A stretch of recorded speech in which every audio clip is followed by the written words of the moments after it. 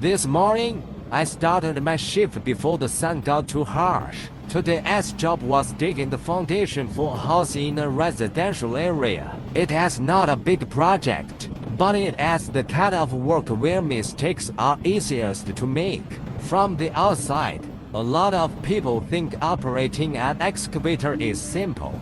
Just sit in the cabin, move a few levers, and that is it. But in reality, every scooping to the ground requires calculation. The space I am working in today is tight. One side is a finished house, the other is an old wall. There is not much room, so every movement has to be precise. Just a small mistake could cause more trouble than starting over. I start the engine. The familiar sound fills the air. That slight vibration in the cabin feels like a normal workday. But I know today won't be easy. The first few scoops go smoothly. The top layer of soil is soft and easy to handle. I move quickly to keep up with the schedule. But an easy start doesn't mean anything. As I go deeper, the soil gets harder. I can feel the resistance through the machine. I slow down. I can't keep the same pace. There is a layer of mixed rock underneath. If I rush, I could affect the nearby house. I pause and observe the surroundings. Some people outside tell me to hurry up, but rushing and making mistakes costs more time. I adjust my approach and work layer by layer. Each scoop is smaller, but more controlled.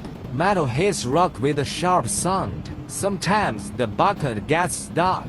I lift it, adjust, and try again. Sweat builds up, not from heat, but pressure. Working near houses means no mistakes a lot. Then something feels off. The ground below feels hollow. I stop immediately. It could be weak soil or a hidden gap.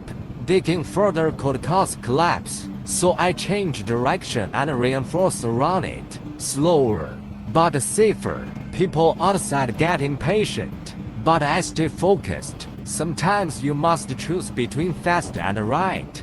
After more than an hour, things improve. The ground becomes stable again. I finally relax a little. The work becomes smooth again. Everything returns to rhythm. I stop and look at the result. Just a simple square hole.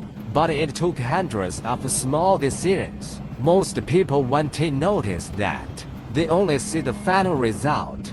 But real workers understand the effort. Good work requires patience and precision. I turn off the engine. Everything becomes quiet again. The hardest part is done. I step out and look again. This job isn't glamorous, but it builds something bigger. Slow down, so you don't have to start over.